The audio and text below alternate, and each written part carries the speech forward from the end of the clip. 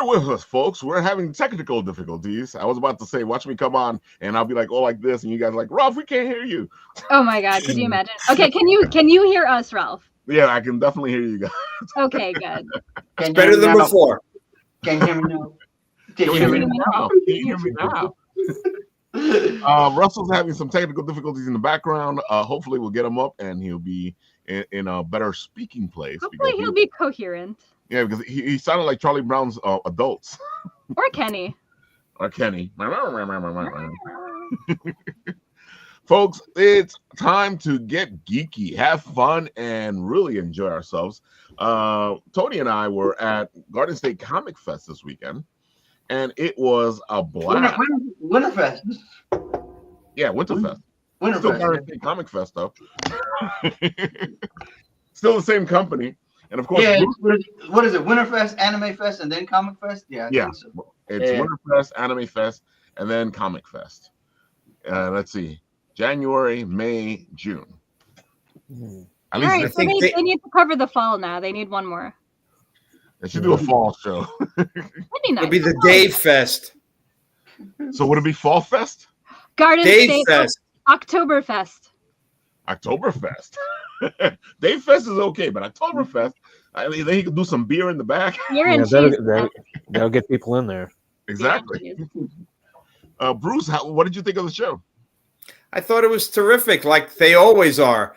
Meet a lot of great people. The attendance was good. The weather held out. A lot of enthusiasm, and it's just a great experience for everybody.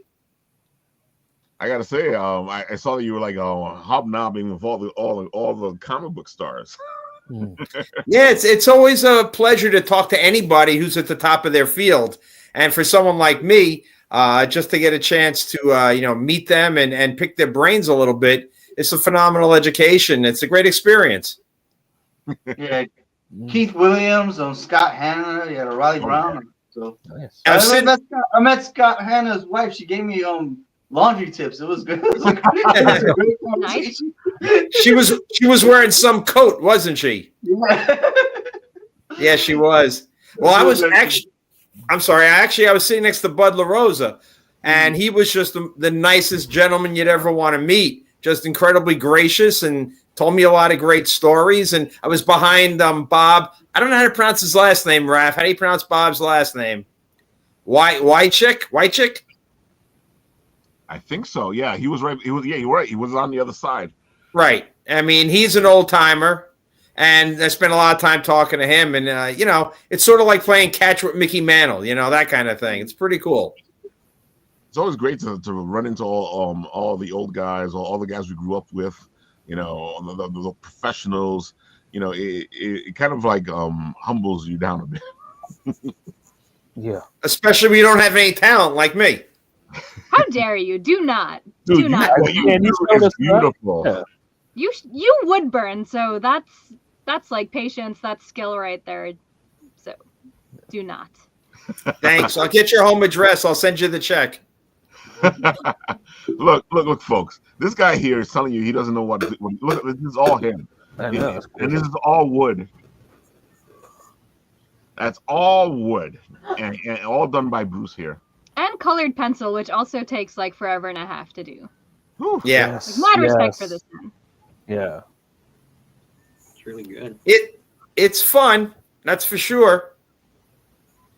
But you want to tip your hat to the people that did the originals. They're all geniuses. Yeah, but it's amazing you're able to pull that off and showcase the art from the original and be able to do it on wood. I don't know how you can translate.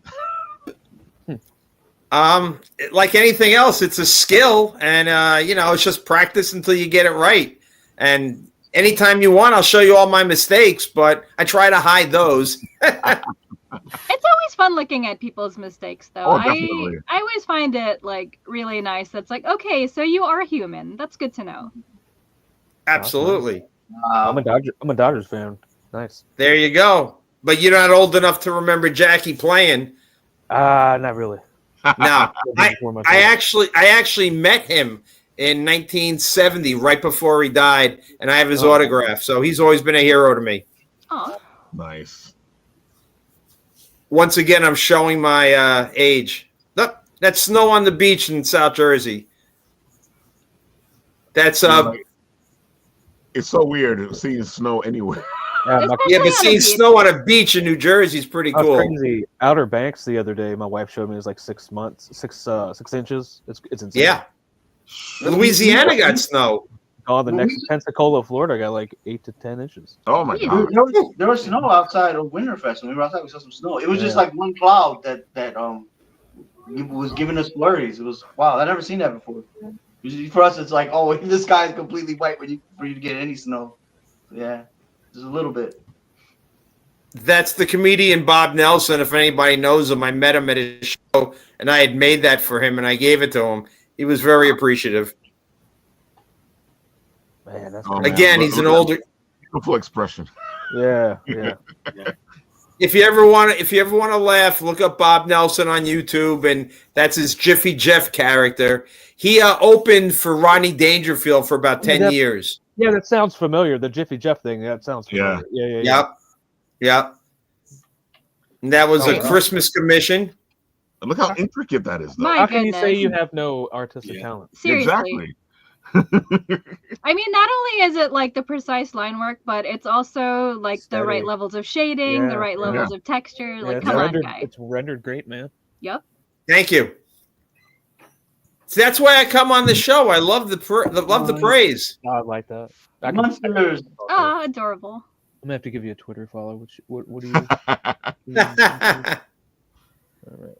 Oh, I'm already following him. So Oh yeah. I'm the first one. my personal favorites are always the pre-code horror because those guys just took it to another level. Those guys were great, and those none of them were books famous, pretty much. They were pretty And- cool for a reason. Yeah, it was just wild stuff. Wild stuff. Up. Robin Williams. Dude, Wow. that's just amazing. Thank you. That's my Wow. wife's work for my grandson. She That's a fine. cool piece. Love it. Yeah, my wife made that for my grandson. Aw. And it was funny because yesterday I got Bud LaRosa to sign a print to my grandson. So he had done a few Spider-Man books. So that was pretty cool. My grandson's only 3, so we won't appreciate it for a while, but someday he will. That one's pretty cool because that comic is from like 1948 or 49. And that's the Wow, actual that's comic. amazing. Yeah. And my work is to the right. And I framed that because I was a picture framer in a previous life. And I have that displayed. Actually, I gave that to my son who plays hockey. Well, he played hockey until he got married and had 2 kids. That'll do it. That'll stop. Yeah. It's really cool. Yep. Look at that. And that's for my other son who plays pool. And he plays pretty high competition stuff. I have that comic. You do? Yeah, I'm a big House of Secrets fan. I love all that stuff. Yeah. And again, the thing that boggles my mind about the covers that I do is that it's nothing more than packaging to try to get 10 cents out of a 12-year-old kid. Yeah. You know, that's all it Very is. effective. Very effective stuff. I'll tell you what, It's- if you wanna get the horror crowd, like look up Eerie Magazine, do recreations of that and heavy metal. Yep. This is Yep. that'll light you up. That's a clock that I did. That is one of the coolest clocks I've ever seen. That is. It's pretty big. It's about 26 inches circles. Wow. I went to a Horror Fest show last year at the end of the year, and I made it special for that. And it was the wrong crowd, I guess.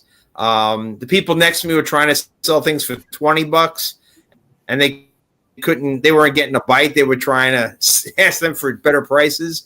And something like this, where it takes a long time and it's big, I was asking for, a few $100s, as you can imagine. Didn't get a sniff, but I love doing it. It was a lot of fun.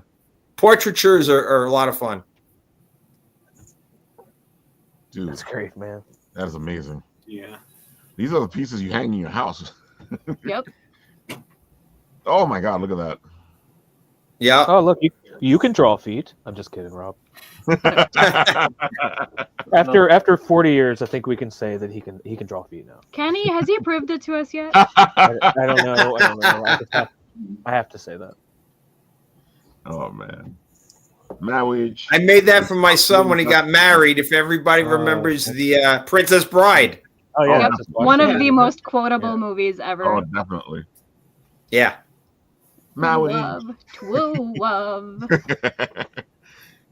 Dude. And that was for my granddaughter, who, of course, is a fan, and she had to tell me who it was. Swifty, 1989, right? Is that what that says? Yeah. Yep, that's what it says. Yeah. Underneath it says it has my daughter's name, Ah, Oh, underneath. Okay. like my granddaughter's name. Yeah. Look at that Hey. spike. Mm. I have that issue. that was. I got me that too. issue too. Yeah, I got a couple. Yeah. Yeah. I got Bob to sign it yesterday for me. Nice. Oh. Yeah. Oh, nice. Dope. Oh, That's in- grandchildren. Yeah, you can skip past that. My granddaughter made that for me. You got a creative family. Yeah. Oh, there they are. And that's the last time I was with you, Ralph. And I don't know why that's there. Because Oh, probably because you were tagged as a collaborator. yeah. So There it you just go. adds it to your feed. Yep. There's my wife showing off her new license plate. But anyway, enough about my junk. Oh my god. Dude, you are an amazing guy. You do great stuff. Thank you. Blake is saying, "Hey everyone." And Hi, Blake. Tom Westhoff has got any surprise launches tonight? Oh my god. Oh, that's right. We did a surprise launch before. It was the unofficial official countdown show. Oh my god. All right, Hojo, why don't you tell the people who you are, what you do, all the good stuff. Go for it. So I'm H. Wayne Desper, otherwise known as Hojo on the internets. I had an idea about 20 years ago, I guess, to do like a comic book with a friend of mine. And I was in the military. I was overseas. And so we got together. It's not what it was then. We were going to submit to CrossGen, but they were out of business when we got back. And thank goodness, from what I hear, some of the horror stories. Yeah, Yeah. bullet dodged. Yeah. So he's like, we can always submit to Image. I was like, see ya. Gotta go. I don't have time for all that. You know, like a life happens, and then like I kind of, it's like an ebb and flow with comics. Like I don't read so many new issues for a while, and then I'm constantly filling up the back, the back issues and stuff like Right. that. And I was like, you know what? Like some of the stuff, just like some of these characters, the way they were portrayed, and like they were just doing the same thing over and over. I was like, I just want to do my own thing. And I had an idea, and I saw some old industry pros. I got one of them, Dan Kemp from Spawn, colored that cat cover. And it's just crazy that some of these people were like, yeah, we're not really doing anything. I was like, cool. Do you want to Didn't he do also something for me? do the Madcaps, Ralph? I think so, yeah. Yeah, He's the everywhere. name He's- sounds familiar. He does so much. Like if you look at a lot of these classic comics from the 90s, you don't realize that's him. A lot of these covers, it's him. Like he'll drop them on Facebook all the time. I'm like, dude, I have that. I have the graphic novel of a lot of stuff that he's done. He'll do a lot. It's everybody was just doing their own thing, and then, like I like doing my own thing. It's fun. I like the creative process. I have other ideas too, and so like I came up with this idea. I was like, all right, I can't afford a graphic novel, so let me do floppies. I know I can do that. So like I kind of took myself to writing school, got an editor. Studied the craft I did all this for like a year before I just like, I want to make comics. It just doesn't work that way. No, it really doesn't. So like I do, like I can draw, I'm just slow. Like I can color better than, like, props to you on the colored pencils, man, on some of that. Yeah. So like I decided, I was like, hey man, we're doing it. This is America. We're all doing it ourselves. Let me just try it, start an LLC. And I kind of, found an audience with the first two books, and people's like, when's issue 3 coming? Well, it's here in maybe a week. We should be going to letters and then the final edit and print it up. Boom, bam. All this in a year and a half. All this in a year and a half. I'm tired. I'm old. That's a mode. Too old for Definitely this shit, mode. Riggs. I gotta say, man, Oh, sorry. Crap, I did it. I'm sorry. that cat cover is amazing. Yeah, that was an idea of a friend of mine because, like I said, I listened to the people. I ran a poll. I was like, "Who's your favorite character?" Overwhelmingly, Samuel. I was like, "All right, Kayla, what do you want to do?" She was like, "What?" I kind of had this idea. I was like, "Cut out the eye and like put like this green paper behind it. You could see her on the inside." And I'm like, well, "That's gonna cost a lot of money, and I can't do that. It's gonna look dumb." So we just went with this. It's a lot better, a lot easier. Dude, but this already like stands out so much. Yeah, and I brought him back like he did in issue 2. He did this. I don't have it with me. This wraparound cover is just it's jaw dropping, and I was like, "You got to come back, please, just do another one." And he's like, "Oh yeah, I got you." He's like, he knocked this thing out in like 2 weeks. Ah, there you go on other podcast shows. Yeah, You've been hitting the circuit, right? Yeah. Been around. Like I know Vaughn Coleman. He good kid. Yeah. We saw Vaughn yesterday at Yesterday, yeah. I met him. We went out and listen to this. I'll bust you up, Vaughn. I was at Baltimore Comic Con with my wife. It was like a birthday present, and so we went up there. We met him and another creator, Michael Oden. We were like, let's go out for ice cream. And Vaughn, we were with our kids, and he was like, tell Vaughn to get over here. We weren't thinking he was going to actually walk or get an Uber for like a mile, drunk, not drunk, but he had a few, and he got ice cream, didn't even eat it. He just like threw it away. He was like, oh, let's go back. I was like, okay, sure. Vaughn's a great guy. Mm-hmm. Dude, I gotta say, like, I'm intrigued by your book. Yeah, man, it's been getting some pretty good reviews. My villains are villains, my heroes are heroes, well, mostly. So we're going back to classic. Yeah. Like, and she's not great at anything yet, so we're gonna get that hero's journey. Like, it's like the military. Unfortunately, I'm gonna break her down, but we're gonna build her back up. I'm happy you said hero's journey. I'm a big Campbell fan, so yeah. Campbell. Yeah, Joseph Campbell is just amazing. Takes me back to college studies. Oh yeah, and for me, Joseph Campbell led me to Carl Jung, and all that just helped me out become a better writer. Yeah. It's you don't really have to deconstruct things anymore. It works, but I feel like it's overused now. I don't think it's used enough, actually. I feel like everybody's decided that they don't need to do it anymore. Yeah. There's the wraparound. Yeah, that's true. Because I think before, you saw the hero's journey.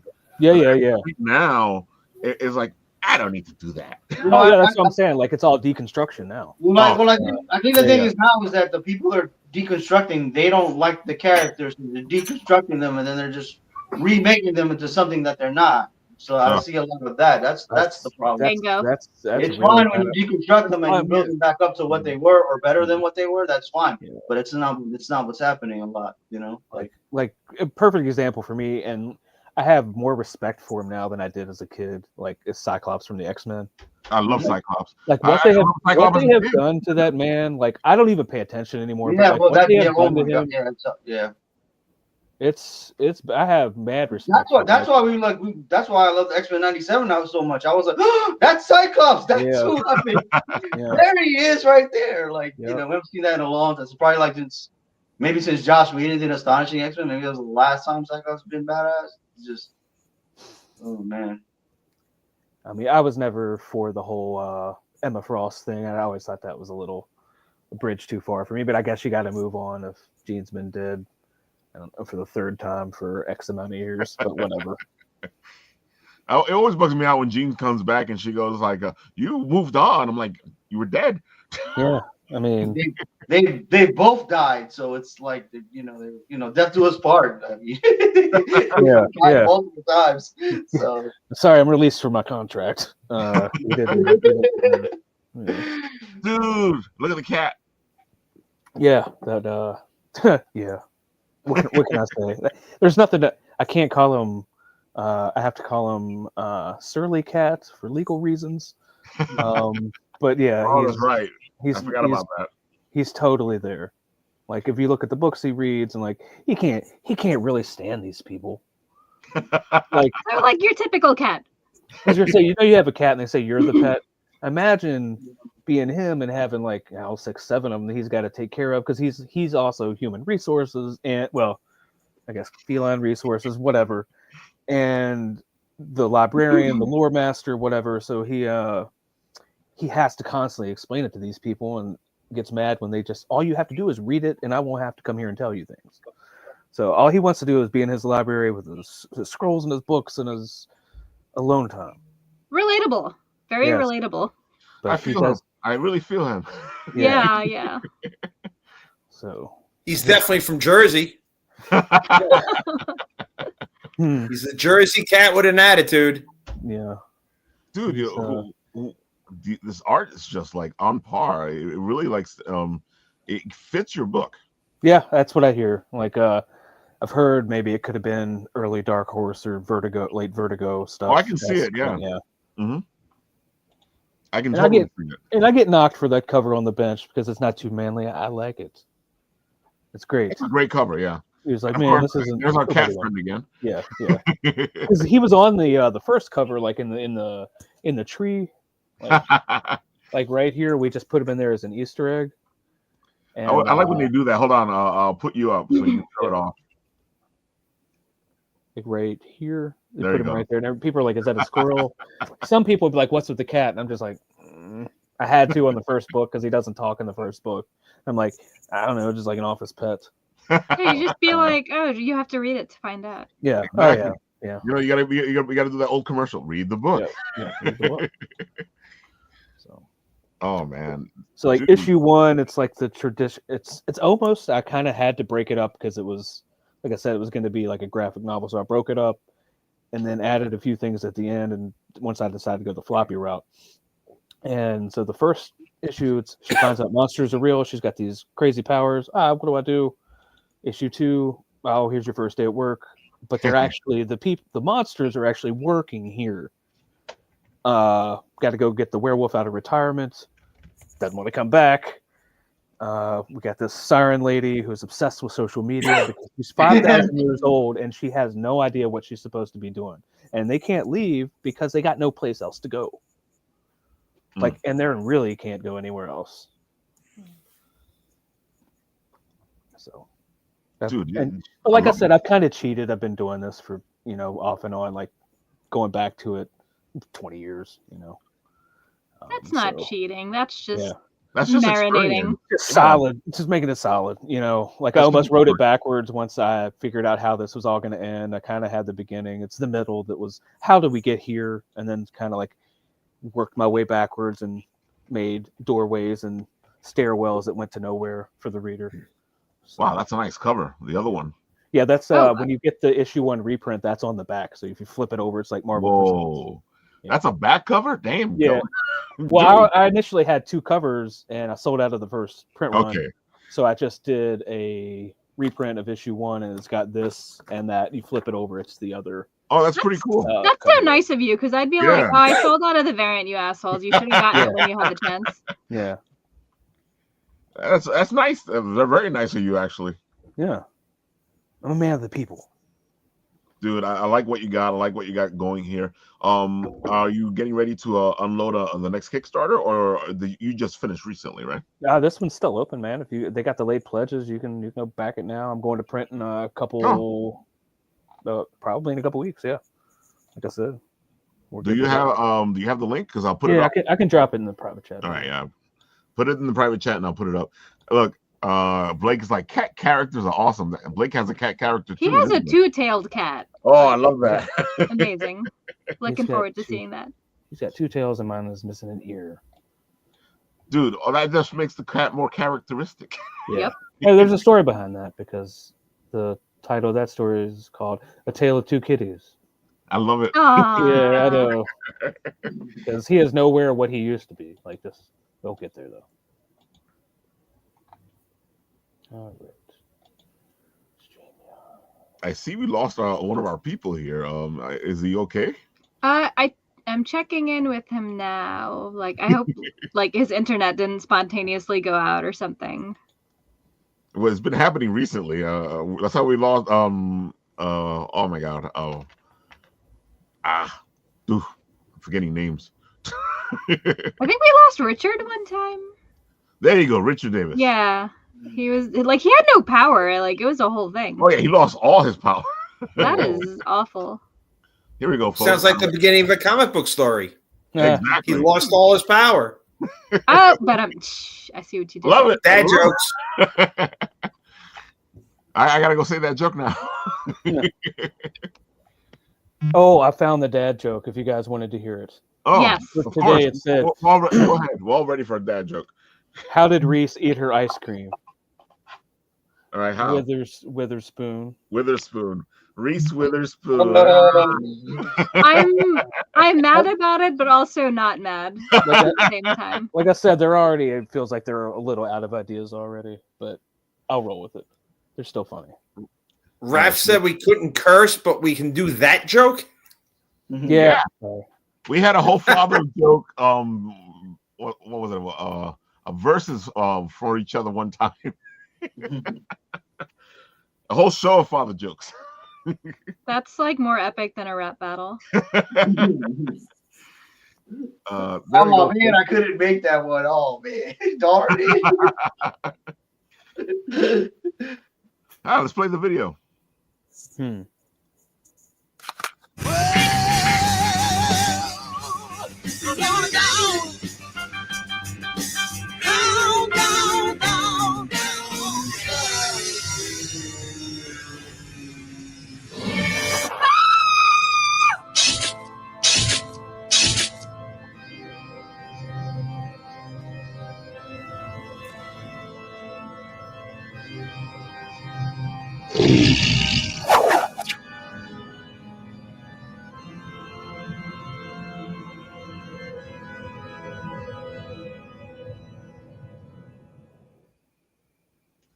I gotta say, that was good.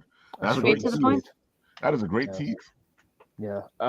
It's definitely not like the first trailer I did. For the first one, I went all out and did like animation and did voice acting and had like this whole. If you ever go to my YouTube or whatever, it's hilarious. Like that's how I made my name. Like actually, really on the first book, and everybody's like, "Oh, this is hilarious," because I made fun of. I like Deadpool did. I made fun of trailers where I was like, the guy like pops in and breaks the fourth wall. I was like, "Oh my god, will you shut up?" Because it starts off. I even did a Vincent Price. I was like, "In a world," and everybody he was like, "Oh, will you shut up?" And they're like, "You're pop pop." It's funny. You know what? Humor sells. Humor gets people's attention. It does because people are tired of just. But also, people want to be heroes. entertained. You know, Yes. I feel like the best commercials are the commercials that entertain you. Yes. You know, I've noticed a lot of like censored out cursing on commercials nowadays. I'm You like, all too, right. right? Yeah, I like there was so much of it today, and I'm just like, is this the new thing? Like I heard it wasn't a TV commercial, but it was on like my Pandora or something. It was like Febreze or something with the F word, and it was like it was like we're fine with and say a bunch of F words, and then it was like then you just like and then I'm just like I know one commercial I saw where somebody said, "Shut the front door," and something. I'm trying to remember what commercial it was where like they actually said shit in the commercial, but they had like censored it out. I'm like, okay, I guess this is what we're doing now. You gotta love it. I don't know how to feel about it. I don't know. I feel like we've gone a long way. I agree with you. I don't know how to feel about it. And some of the commercials, like the funny ones, yeah, I get it, but some of them, like, they don't even make sense to me. Yeah, I it's don't like even know what you're selling half the time. I'm like, what? It's like Hidden Valley Ranch. You'll love Yeah. that shit. And Yeah. you're like, what? Yeah, what did you say? Like, I don't want like my son to look at bottles of Frank Red Hot and say, "Daddy, I'm gonna put this shit on everything." I'm like, no, don't say that. Yo, there's like an interracial couple in every commercial. I'm like, It's the new thing, and people are big mad about it. So that's I'm like, okay. I'm like, all right. It's like it's always like an interracial couple, and then if there's a child, the child looks nothing like either of them. It's like, okay, someone just put this family together. I think the casting guy did a bad job. Yeah. Well, a lot of television and movies, the kids almost never look like the adults. It's just Just the Every brother. once in a while they do, and you're like, whoa. Yeah. A lot of adoptions. Yeah. You know what? If it keeps them out of the foster system, that's fine. Exactly. All right, so he hasn't come back. I haven't heard from him. Have you heard from him, madam? I messaged him and I asked if everything's okay, and he hasn't responded. I hope he's all right. That means that he's probably got knocked off or something. Oh my goodness. I hope not. I was so looking forward to having him talk about this comic. I agree.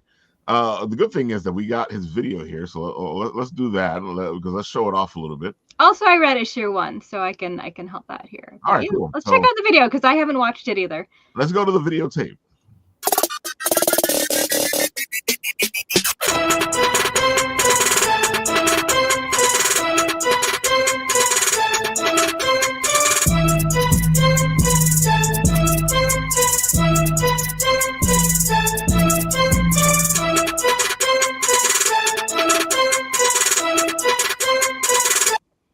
I gotta say, it was simple and to the point and told you everything you needed to know. Yeah, sometimes you see like those 5-minute trailers and you're just like, this is a whole lot of nothing. But yeah, straight to the point.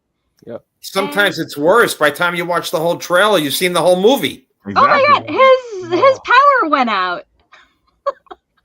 So this is a trend now. We're gonna have a guest and their power gonna go. Oh my goodness. So his phone is almost dead. Hold on, I'm just gonna let him know it's okay, and maybe we'll reschedule or something. So let the people know a little bit about his stuff. That way we will show it off. All right, so yeah, J. Michael Miller, very cool guy, very sweet guy, one of the nicest people in indie comics that I know. He's doing Kid Cretaceous 1 and 2. It's the story of a girl named Casey who, as he said, I think he said it in the green room, so I'll just say it again, that her and her father got into a car accident and she wished that her toy T-Rex could come to life and save them. And lo and behold, he did. So now Casey is in a new town, in a new school with a T-Rex that is her like superpower best friend. And what I like about the story is that it's wholesome, but it's also like adults can easily enjoy it. And she's not entirely perfect. She doesn't always use her powers for good. So like I remember in issue 1, she's like, there was like a bully picking on her, and then the T-Rex like trips the bully, and it's a whole thing. And then she's like in the principal's office. So it's cute. It's very slice of life. I enjoyed it. I'm looking forward to seeing what happens in issue 2, like when she has to go to therapy, because that's going to be a whole thing. Mm-hmm. So yeah, it's just like being a kid, not being perfect, and having this T-Rex that just kind of does what you want. So let's see, there are 1,028 and it needs to get to 1,600. 38 backers, 16 days. Oh, they got plenty of time to get to 3,000. Got plenty of time. Also, I'm happy that this campaign surpassed the last one already in terms of backer count. So it's like, that the people who backed the past one are returning to read issue 2, then he's getting new backers. Like, it's always a good sign to see. That's a great sign. Also, there's a cover that was drawn by his daughter that's like super cute that you have to scroll down to see. Oh, hold on, I'll do that. Yes. Yeah, I saw that one. Dude, I gotta say the art looks great on this too as well. It has a nice cartoony feel to it, but at the same time, it's exactly what it needs to be. It's so perfect.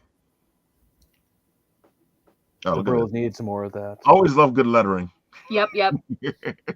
Ah, man. Her dinosaur is big. I was picturing something small. It can get big or small. It changes size, so it's a whole thing. So like he can fit in her backpack, but then also he gets really big. You ever watch that anime? You ever watch that anime Go Line where the robot is like the size of a cigarette lighter, and then he grows up to be like a like a Godzilla size? I've heard of it, but I haven't seen it. But yeah, then he goes back into the pocket. Oh, it's cover drawn by his daughter, which is super cute. And I think he's only doing 25 of those. Yeah, that's what I said. 25 of these issues. Yep. That is really cute. I've seen it. This is the second time I've seen it now, where a creator has added the kids' art to the cover of the book. Nice. You'll love to see it. Oh, yeah. Definitely. Yeah, folks, you should go check this. Oh, look at this. This is fun. Yeah, there's a back matter comic written by Travis Gibb, who's like kind of a big deal in indie comics, and illustrated by Ignacio. I can never pronounce his last name. I am sorry. But yeah, they did a little 4-page comic as well to go along with this. So I got a sneak peek at it, and it was very cute. It looks really cute. The whole comic, it's cute, it's charming, it's wholesome, but like also it's not insulting to children, which is great because sometimes people choose to go that like super safe route where like nothing bad ever happens. But no, it's the perfect balance, and like I said, even grown-ups will enjoy it. But see, that's how comics used to be. Comics used to be you pick it up and you read it, and any person could pick it up, a kid, an adult, and just enjoy it. That's how I learned a lot of my big vocabulary words. Yeah, me with too. our Fantastic Four. Nice. Yeah, word for real. I had to look up a lot of that stuff. Dude, man, like my teacher at school would be like, "Where are you learning all these words from?" I'm like, "I'm reading Fantastic Four."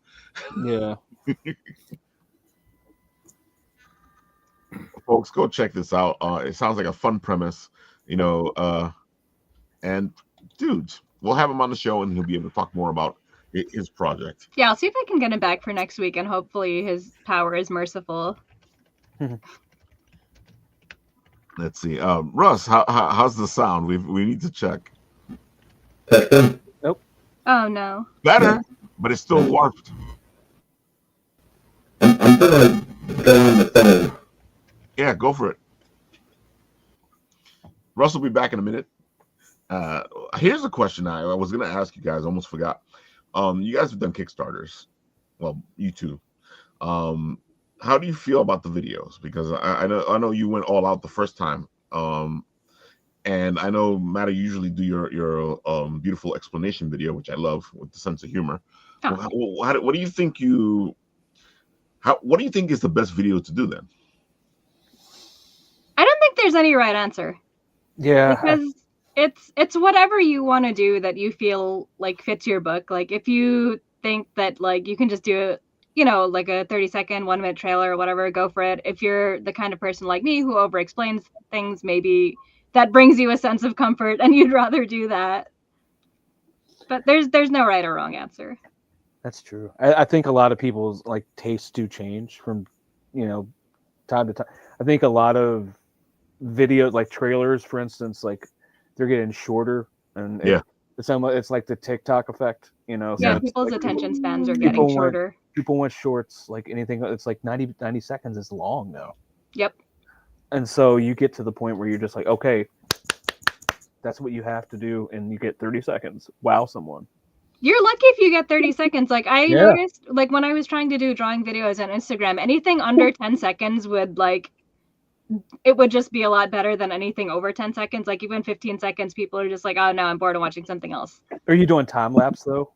Yeah, I was doing time lapse videos. Okay, all right. I'd say I watch them. I'm not bored. I don't get bored with time lapse. I think we're a rare breed because I always like seeing the slowed down version of like how everything's happening instead of just like, oh, jump to this, jump to that. But like, I was about to say the same thing because I think what a lot of people tend to like is when you're watching it live. Yeah. And the artist is talking and explaining and other things are happening.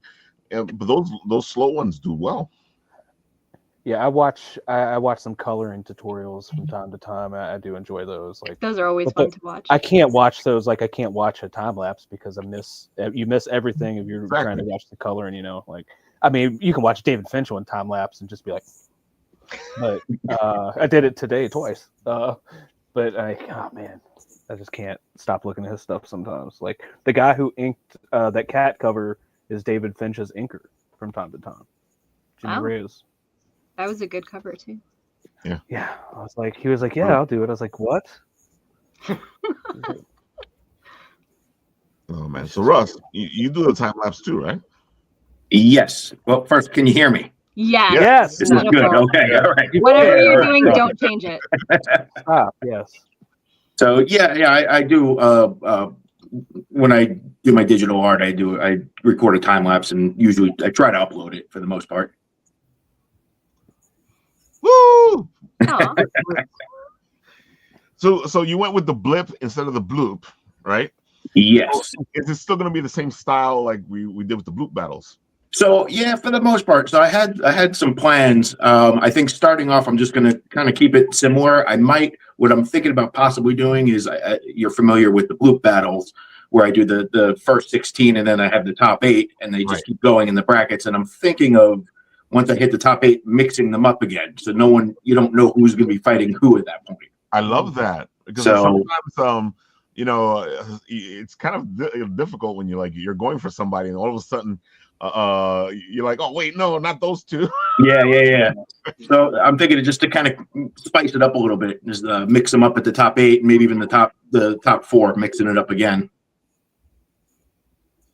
So explain to the people a little bit, if they're not familiar with. Oh the my God, battle. he's adorable. Oh my God, that is the cutest Fred Flintstone I've ever seen. Oh man. Go ahead, Russ. Explain it a little bit, so in case some people out there don't know. Oh, the battle. So basically, I've got 16 little characters. This is going to be 16 brand new ones that have never been seen before. I have them kind of face off. So every day I launch a battle, 1 versus 1, and I put it on Instagram for voting. So you go to the stories, you vote, and the winner moves on to the next round. And the winner then eventually, now this is going to be a little different than I've done in the past, where I used to make the winner into a pin, but that's becoming a little expensive. So I'm going to go a different route with that. I got to say, I love your pins though. So, Those would work as patches. Yeah. Oh, it definitely would work as patches. Yeah. Yeah. I love me some. Start the memes again. Go start the memes. Well, actually, so what I'm doing with this now, I've been getting into the 3D printing and whatnot, and I can actually show you an example here. So I've come up with a thing. I'm calling them blip chips. So they're basically little fidgets of those characters, if you can see it. Oh. Aw. And it's magnetic, so they slip.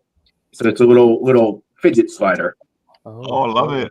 Clever. So Knowing my luck, I would lose like one side and still like, aw. The magnets are pretty strong, but yeah. So I think the Yeah, I would do that, and one would like. yeah, and then lose it. Yeah, it could happen. But yeah, so yeah, that's pretty much then what I'm looking to do for the winner. If you can guess the winner, that character will be made into Blip Chip, and I will mail out whoever guesses the correct winner. So as usual, what you got to do is you got to go to the Instagram. You got to pick the winner in the comments section before the battle starts. Yes. Yep. So go over to Game of Toons site on Instagram. Find the one that you like. In the comments section, pick your winner, and then at the end, whoever wins, if you pick the right winner, then you win it. Exactly. It's going to be starting.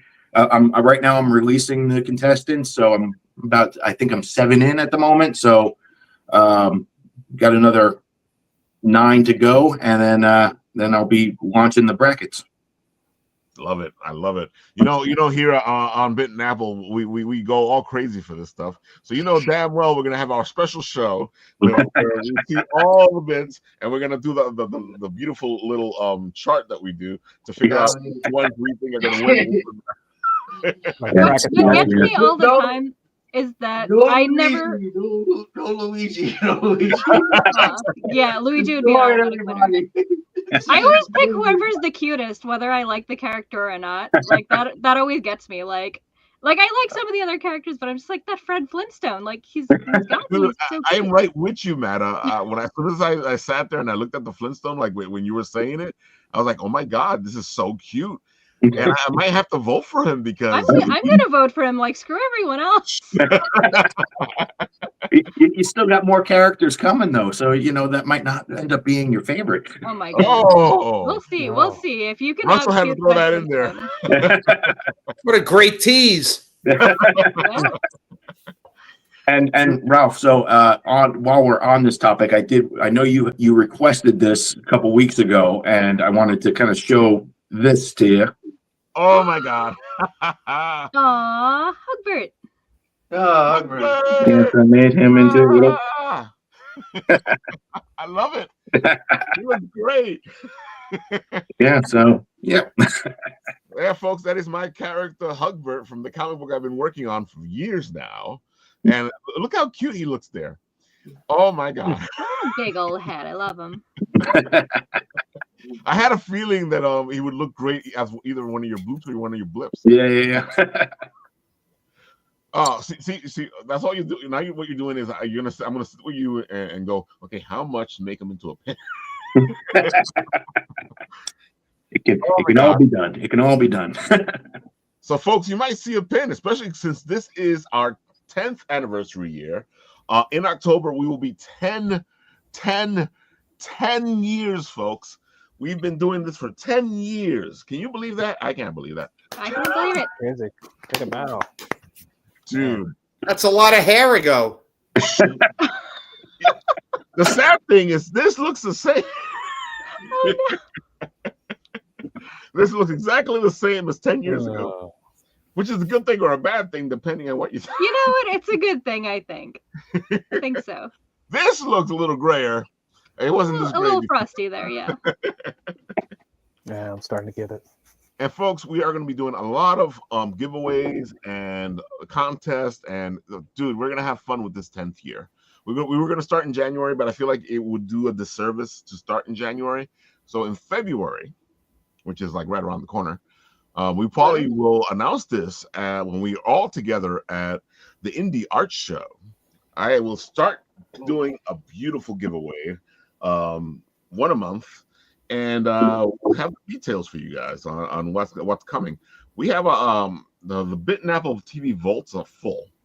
I mean, really full of some great indie stuff that we've gotten over the years, and maybe I'll even pull something from my collection, if I can actually get into my collection, of some classic books. We'll see. Excellent. Also, some psycho sent you like a 14-pound box of comics, so there's that. Who would Every do once that? in a while, that happens. I have a friend who go, dude, you're into this, right? Why don't you take the comics? Yeah, it's always interesting to find what's inside of those boxes because you never know what you're going to get. Folks, if you have ideas on what we should do, I'll put it out there as well. Just let us know. We'll work with you and get you things that you are interested in seeing. And the same thing for the show, folks. We've said it before, and I haven't said it in a long time. You want us to cover something? You want us to go cover an event? You want us to talk to somebody? You talk to us. It's interactive. It's that easy. Just ask.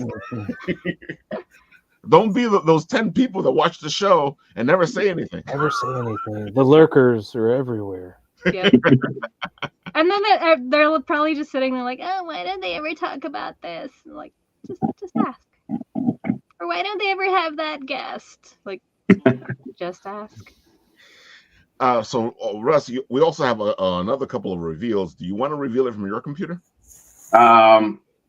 If you have it, because now I'm on my phone. Oh, yeah, you're on the phone now. I can. Yes, I don't know how I would actually reveal that other than possibly turning the camera around to show my computer screen, which I could do. Does it work? I don't know. Does it work? It might flicker. It might be weird to have the camera on the computer screen because the screen. Yeah, You might permanently blind all of us. Oh, sometimes man. you get that glare. Come on, these glasses are like too strong already. I don't need to be blinder. Should I do it or no? Or do you got it, Rob? We'll work on it. Let me see. Because I can spin. Let's see. Oh, look, yeah, you can see it. There you go. It's actually fine. Cool. That beautiful little devil right there is the character we have been working on for a little story that Russ and I have been doing for the Gem Hunters, and I just love this little devil. And I gotta say, Shadow Rabbit had actually made a figure for us, and he had left it on the table, and it sold. So that says something. You're onto something. Mm-hmm. So me and Russ have been working on this. This actually was we actually put in the script for a contest that Phil Russert was having for the 10-page thing that he had in his book a while back, and we were in like the finalists. Nice. And it might go through in that direction one day, but right now we are just working on the story and what Russ has been doing. Right. And did you want the next one? Yeah, sure, go for it. I mean, There goes the other character in the Gem Hunter. That's the Gem Hunter. Cute. Yes, our little devil and the Gem Hunter are on both sides of the game, as we should call it, and they're each hunting the gems. Right now, the Gem Hunter has a specific little gem that our little devil friend wants, and he will stop at nothing to get it.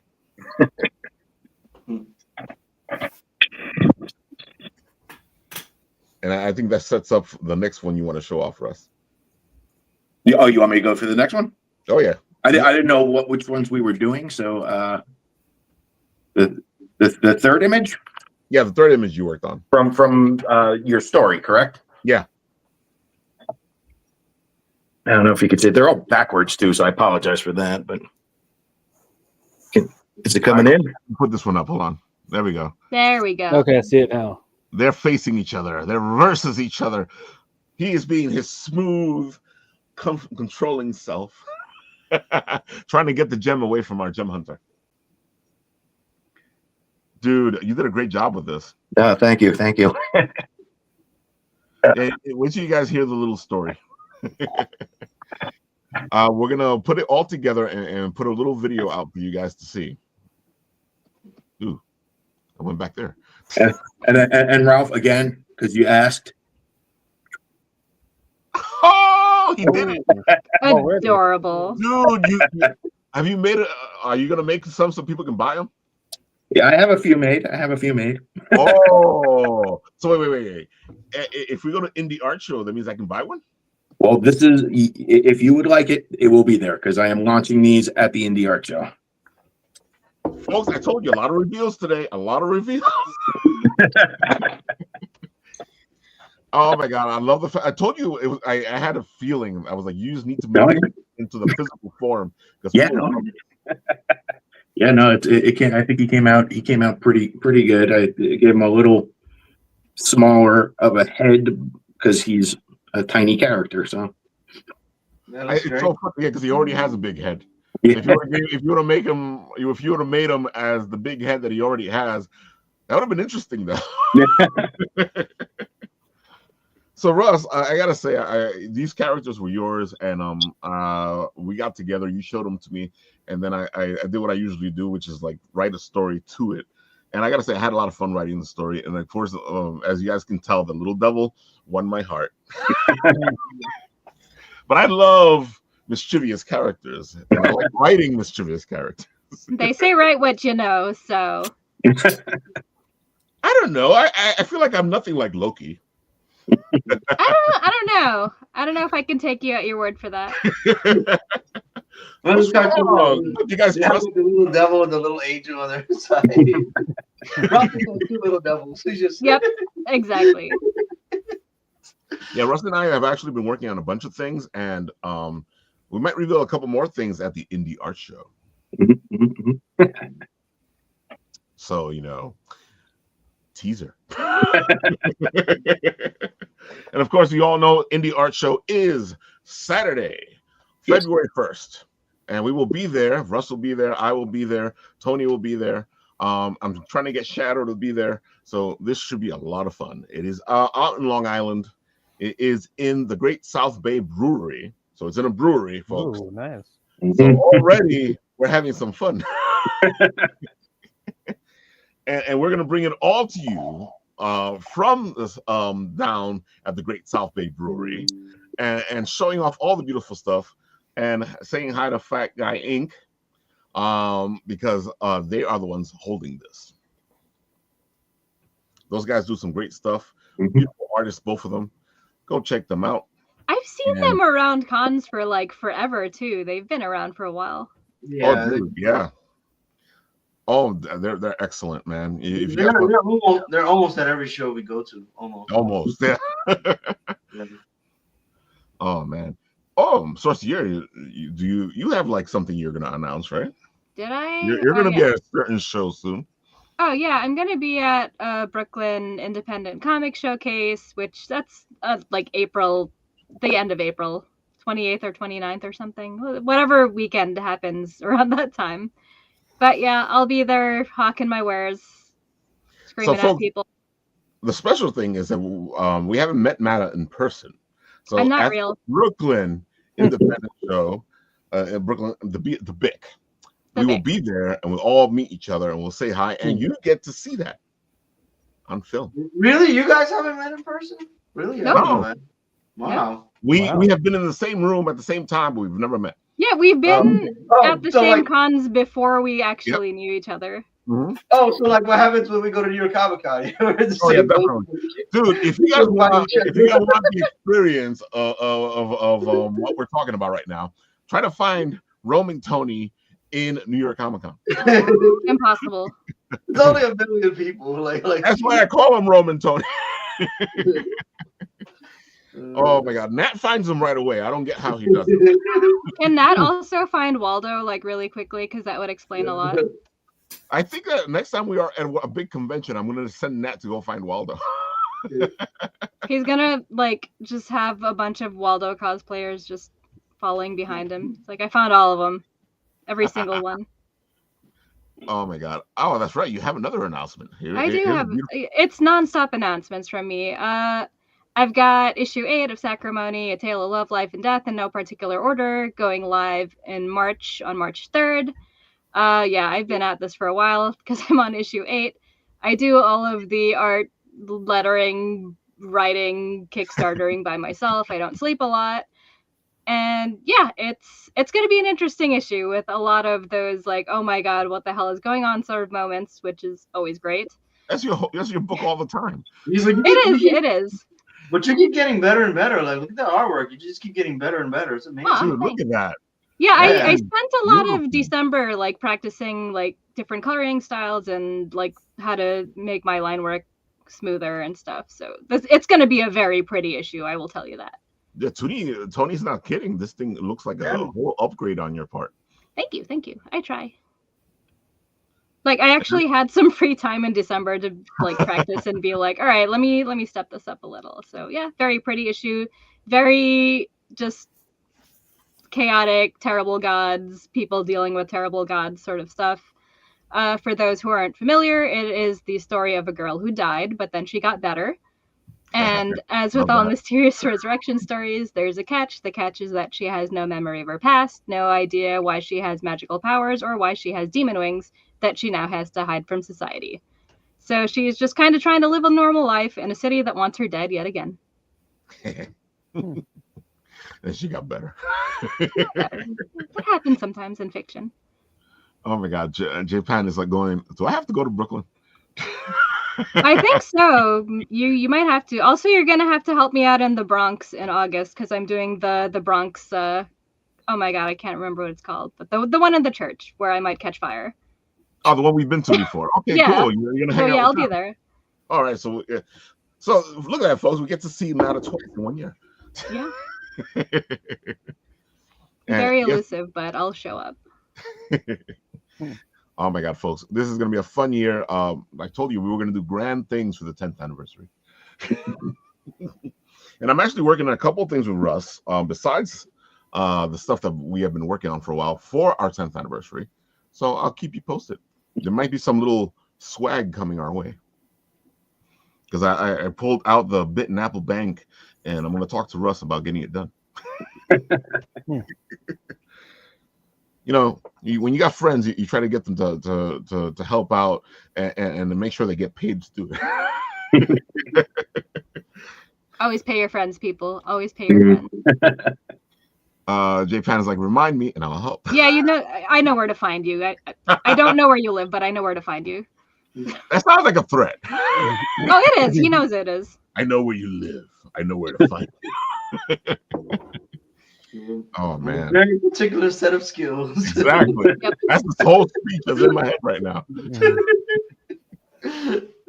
What is that very particular set of skills to make your life a living hell or something? Something along those lines. Yeah, I've always made his life a living hell. It's fine. Oh man. Oh wow. Okay, an hour has passed. We had that much fun. Yeah. I know. We were efficient today for all of the tech problems we had. Yeah. Dude, I can't believe that the show went as well as it did, especially because when we started off, I had a whole sound issue. We started late too. Yeah, we started late too. Yeah. Russ had a sound issue. I had a sound issue. Jay disappeared. Yeah, Jeff just fell off the planet. I told him that he can come back next week, so we'll work that out. Yeah, folks. Next week, Monday is going to be it might be a 2-hour show. Oh my God, we have a lot of people, don't we? Yeah, we have a lot of people. Well, sometimes it's a 2-hour show anyway. Like so. That's Oh, true. yeah, My God. Sometimes we geek out, and then it gets to be 2 hours. You know what it is? All of the people that have asked me to join or I've invited, like they've just kept pushing it back, and they're all piling up on the 3rd now. Because if Jeff is there, we're gonna have Jeff. Then there's gonna be Aaron for the samurai comic, and then there's Clay Adams for the for Deadskins. So that's gonna be. Then you throw Shattermare on top of that. Oh my goodness. And Frank DiStefano, because they're both heading to MegaCon. Oh my God, I love Frank. He's gonna Frank alone will take like an hour of the show though. Like that guy can talk. I love him. Is Frank going to Indy? I think he is. I saw him drop some promo stuff. I think he's supposed to be there. So he is supposed to be there. Yeah. He usually goes. Yeah.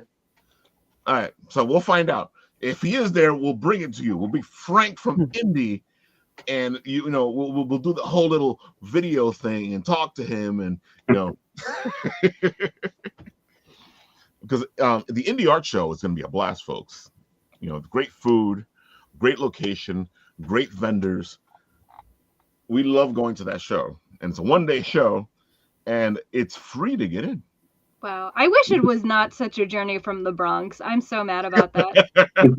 Like, no matter what I do, it's going to take me like 2 hours. Dude, we're like right close to the border, and it's a trip and a half. Oh, jeez. Why Long Island? Why? Yeah, I'm on Staten Island. It takes me forever to forget it. Oh, my God. Oh, I can't even imagine. It's a boat to a train to another train, basically. and maybe a bus. I got tired just hearing that. And it's sad because there's so many great shows in Long Island. Yeah, there's a lot of good shows. So mad about it. So mad. Just the Cradle of Aviation alone. I love that place as it is. You should at least go to Cradle of Aviation just once. Yes, Torsier. I'm telling you, that's sure to go. Yeah, I think that's like at least 2 or 2.5 hours away from me. One of these days. Just like they do a lot, but just go there once. It's a great museum. I think, Bruce, it'll be a great show for you to hit too. Okay. It's called CradleCon. And where is it? CradleCon. It's inside the Cradle of Aviation Museum. Wow. It's a beautiful location. I love filming in there because you get the interviews, and at the same time you get all this beautiful stuff behind the people. It is gorgeous. And where is it physically located? It's in the Cradle of Aviation museum, right next to Garden City. Yeah, Garden City. There you go. Yeah, that's not too far out. Yeah. That's only a 3-day trip, not a 5-day trip. I gotta say, I like it because it's easy to get to, even through mass transit. Sometimes some of these locations, like the one this weekend with Garden State, getting it on train or anything like that is so difficult. Yeah, you got to be part Daniel Boone to find that place. But it's a very pretty drive. Dude, it's a pretty drive, and Winterfest is fantastic. If you guys want a nice, relaxing con, Winterfest is the one to go to because it's relaxing. The location is beautiful. Yeah. You should see that place when it's busy in the summer and the fall. I mean, there could be 30,000 people on the grounds. But, oh, yeah. But for this time of year when it's, bucolic and white, it's very chill. Very nice. Very beautiful. It really is. And the architecture in the houses that you pass and the little quaint stores coming in, it's very nice out there. Very nice. And I'm surprised that they get as many people as they do because of the location. Dude, yeah, it's usually packed in there. Yeah. Yeah. Can't wait till they get down to West Orange. That's going to be a massive thing. For Garden State Comic Fest. I am looking forward to being in this new location. I'm going to miss the Men in Arena, though. A little bit. I mean, one side was really cold and one side was comfortable. So you only missed half of it. The last one it wasn't as cold for whatever reason, but like the year before it was just freezing. Freezing, yeah. Yeah, dude. That's because the floor is on top of the ice, right? Because it's a rink, folks. It's an ice rink. Yeah. Well, it's two rinks, but only one had the expensive floor over. Right, but there's only two that were used, and only one had the expensive floor covering it, and that was comfortable. And the other one, you could see your breath when you were talking to people. Oh, dude, no. I love the cosplay on ice, though. The cosplay on ice was always fantastic. Yeah. Yes, always folks. fun to watch. Always fun to watch. It's watching Deadpool just like fall on the floor. So watching Deadpool be Deadpool. Oh, definitely. Hojo, are you going to hit any of the conventions? Probably not this year. I got a lot going on with work and the wife and all that stuff. But I mean, we go to a couple cons like locally. I've never been to New York Comic Con. Like Baltimore is as far as I've gone. I went to San Diego one time with a friend. That's a trip and a half, bro. That was interesting. Baltimore is fun though. I've done Baltimore. Yeah, Baltimore's great. Yeah, that's only a couple hour drive for me. Are you going this year to Baltimore? Yeah, I'll probably go. Yeah. We're supposed to be there, but I say that every year, and then something happens. But this year we're gonna make it to Baltimore. Hopefully the driver won't go where I can't go, Ralph. Which is what usually happens. Oh. Life is a funny thing, folks, especially once life becomes life. And if you understand that, I feel sorry for you. Oh. That means you're happily married.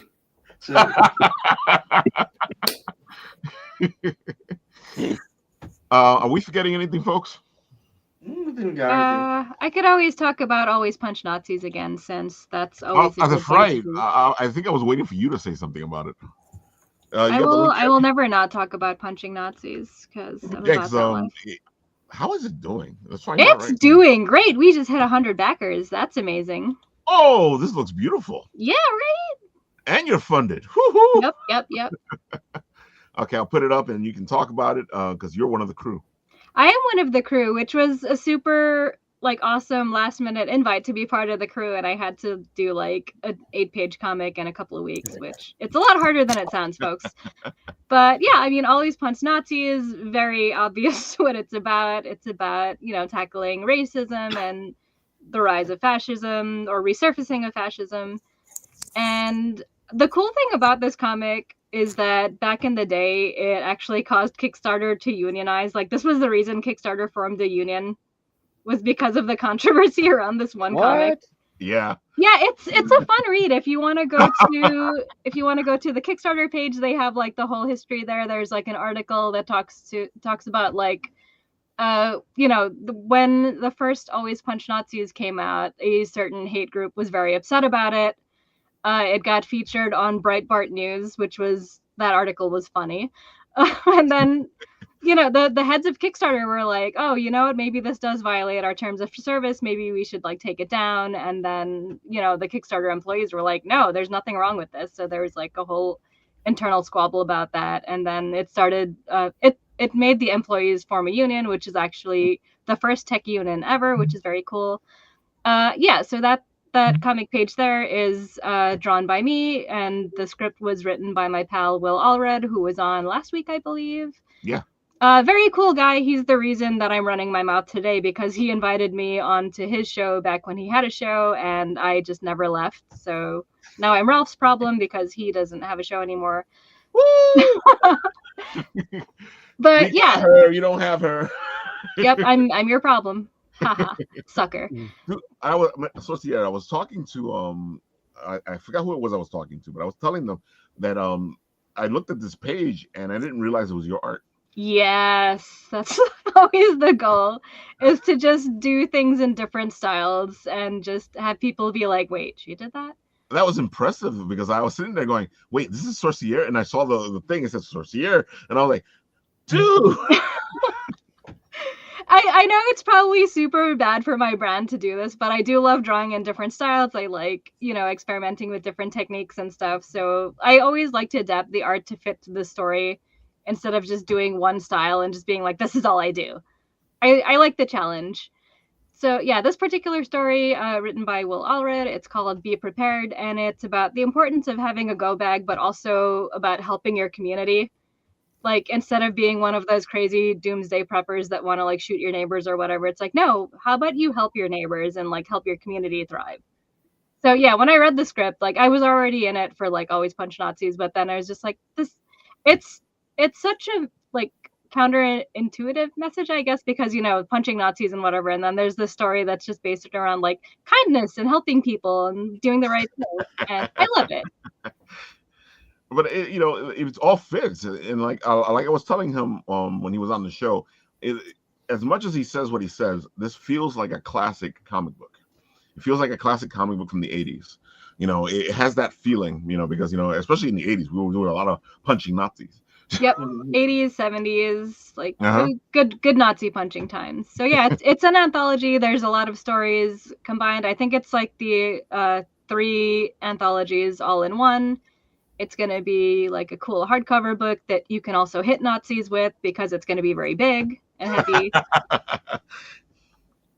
Love that. The book is going to be nice and thick. Yep. Doubles as a weapon to hit the Nazis in case your fists get tired, I guess. And I gotta say, the stories in here, there's a lot of different things. There's so much stuff here. Something's up your alley. Yeah, it's got a lot of different genres, which is cool. It's not just like, all right, this is this historical whatever. This is like nonfiction. Like there's sci-fi, there's like fantasy, there's mythology. There's just a bunch of good things in here. That's what I love about anthologies, is that you just get a whole bunch of different things. Like you can find your next favorite comic creator here. Like it's good stuff. Oh, definitely.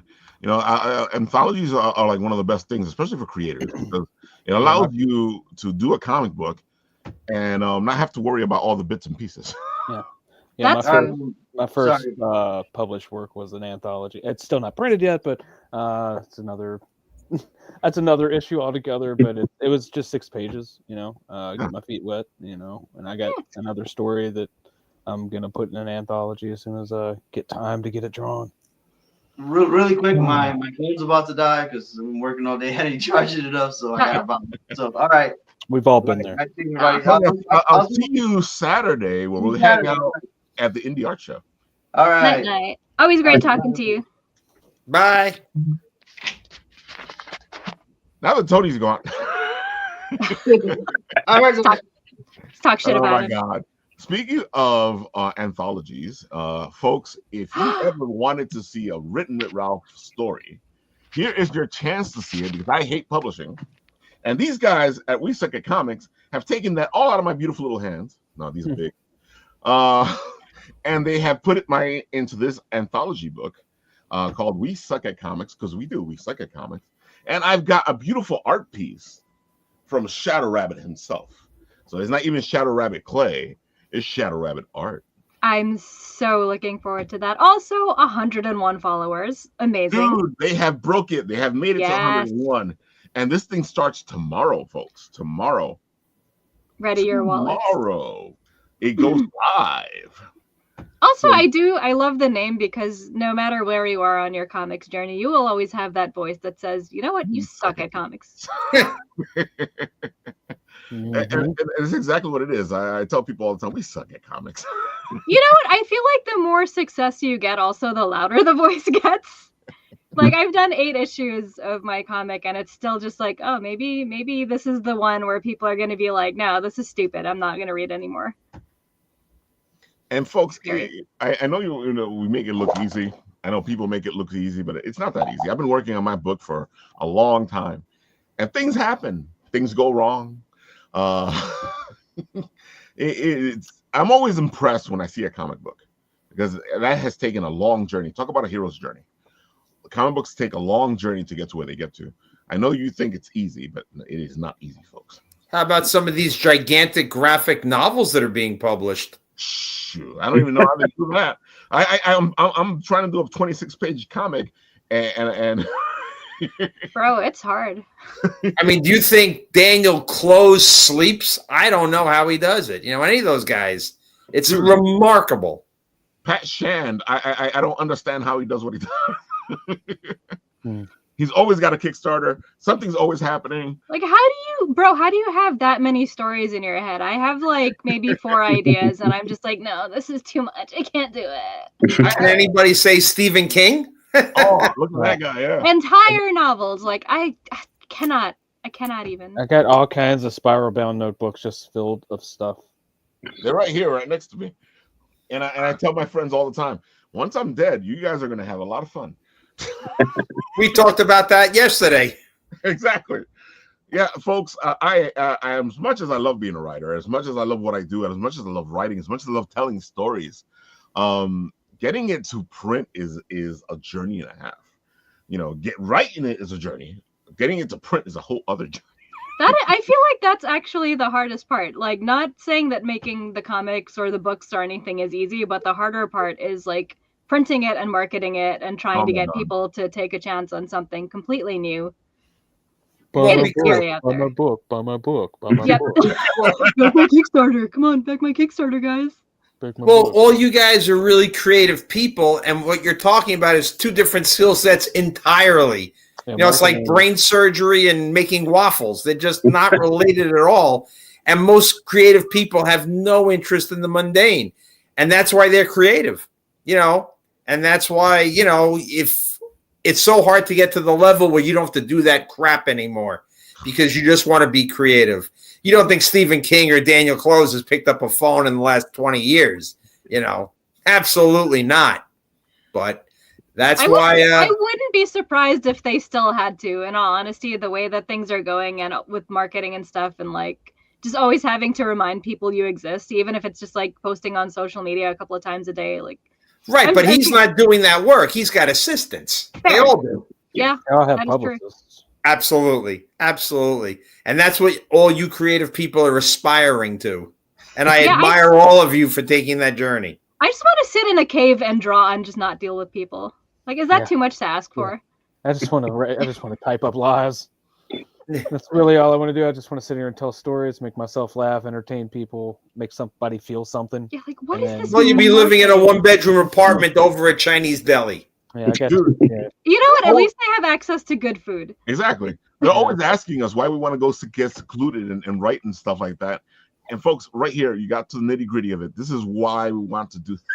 Yeah, like, don't threaten me with a good time. Yeah, exactly. Yeah. Like, I'm self-sufficient. Like, I know how to brew beer. I got a medal for it. And I make pizza now because of COVID. So cool. I'm all set.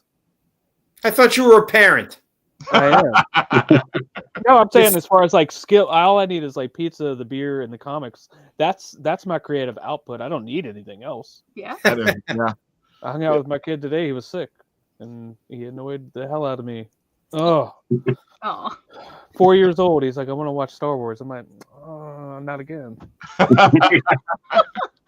I'll give you one quick hint because I'm older. Once you get through all that, the prize at the end of that journey is grandchildren. Because when they ask you to do stuff, it's a pleasure. Yeah. True. I see it. Now looking at my mom, I'm like, really? Yeah. Dude, I do that all the time.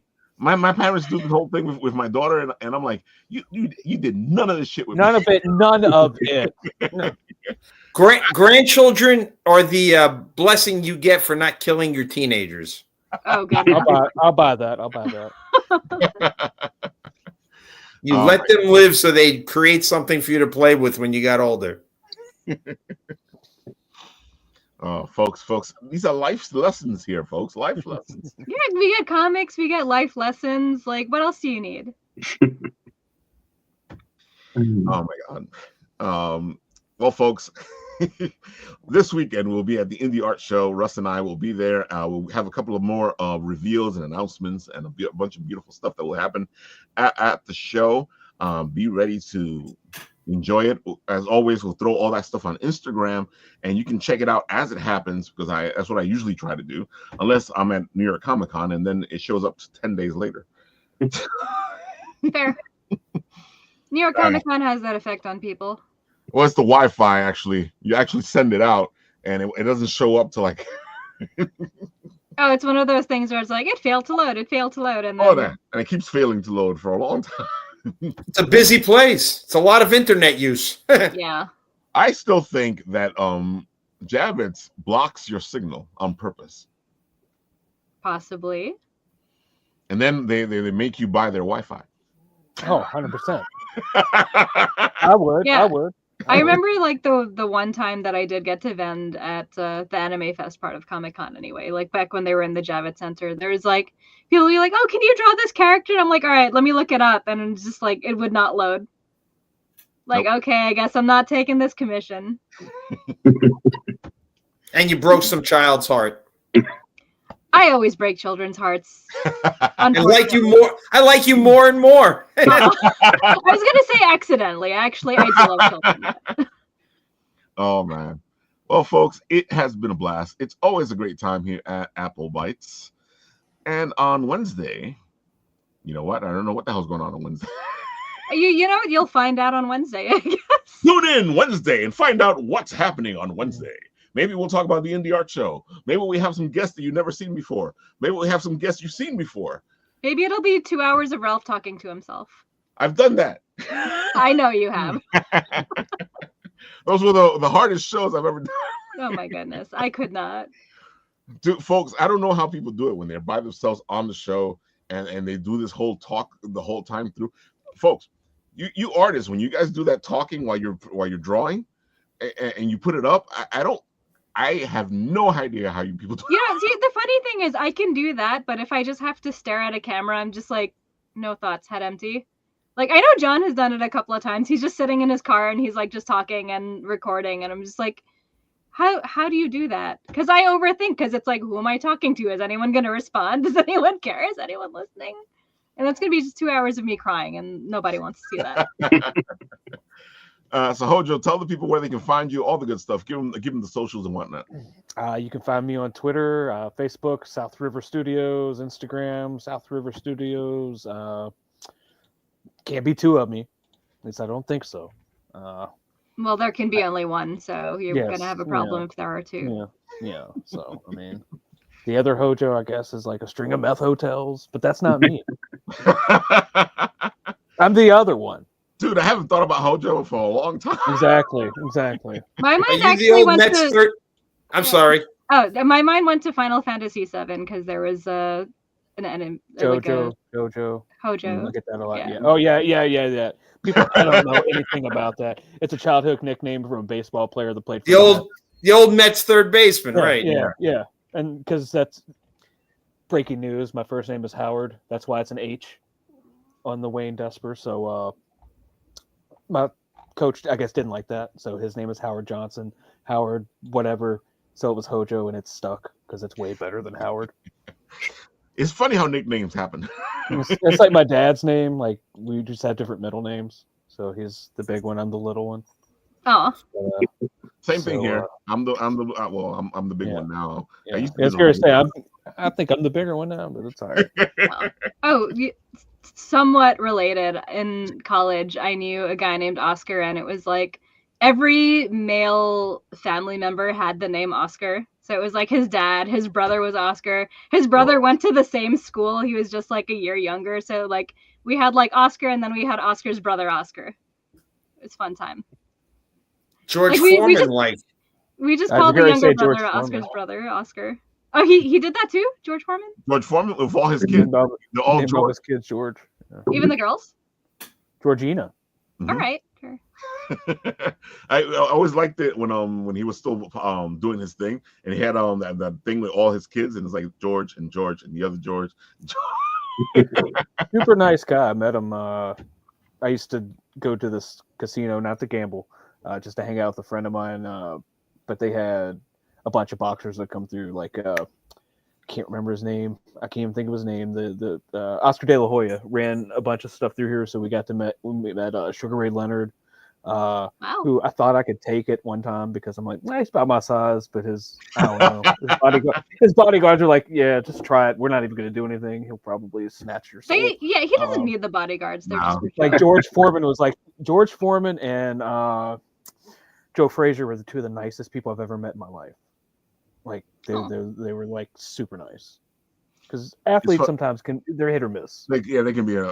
I met Mike Tyson, and he was the nicest guy I've ever met. Yeah, and I hear that a lot because he has this. He has. Oh, he's crazy. Exactly. Yeah. Dude, Cadma was interviewing him, and he was so nice to Cadma. I was like, wow. Oh. Yeah. Mark I also McGuire, liked him in so Mike nice. Tyson Mysteries. He's fun. That's why we were interviewing him. Oh, really? Aw. That's when we were working for the other company. And Bruce, tell the people where they can find you, all the good stuff.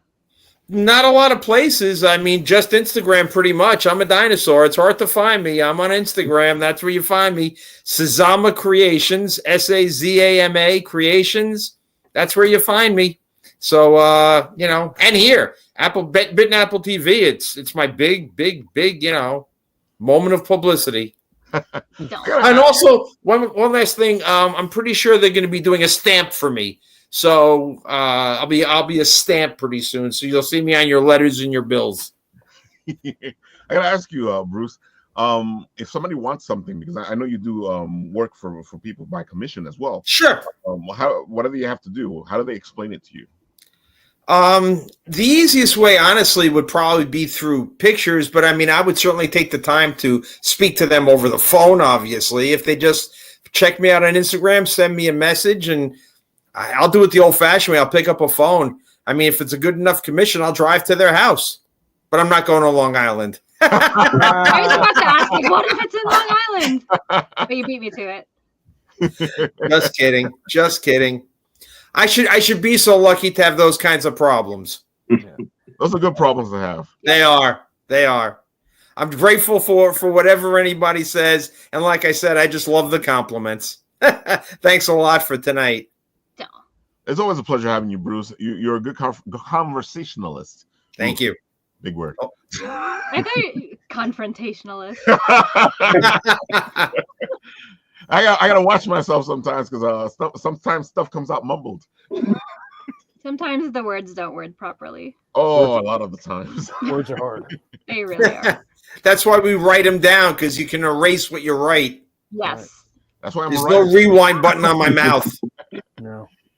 All right, Russ, tell the good people where they can find you as I put your Instagram in the comments section. Oh, okay. Well, it's Game of Toons. The best place is probably Instagram. I'm on Facebook, Twitter, Threads, whatever, all the social, but Instagram is probably the best one. That's where I have all the contests and whatnot. So, yeah. So I'm leading them in that direction because, perfect. And of course, Russ is going to be on the show a couple more times, especially once the whole contest starts going. Yes. Which will be probably second week in February. So right before March Madness in their bracket. You better get it done fast. Instead of March Madness, it'll be fabulous. Yes. Right. You gotta get Jim Nance and tell Raph to take a seat. And folks, all the coverage will be happening on all these beautiful battles as we do our thing here at Bit and Apple TV and do all that beautiful stuff that you see in sports, but for geek stuff. I'll know you made it big, Russ. Fun.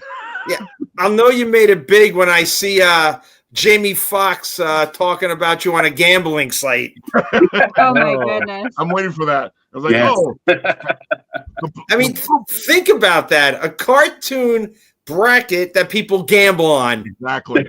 The Blip Blitz is happening. The Blip Blitz is happening. Who will you vote for? Who will you bet for? What are going to be the prop bets and the over under? How many fingers people lose? And will it be a decapitation? Will it be a disembowelment? Are there concussions in your future? Exactly. Always. I think that's a great idea. And we all know how violent geeks can get.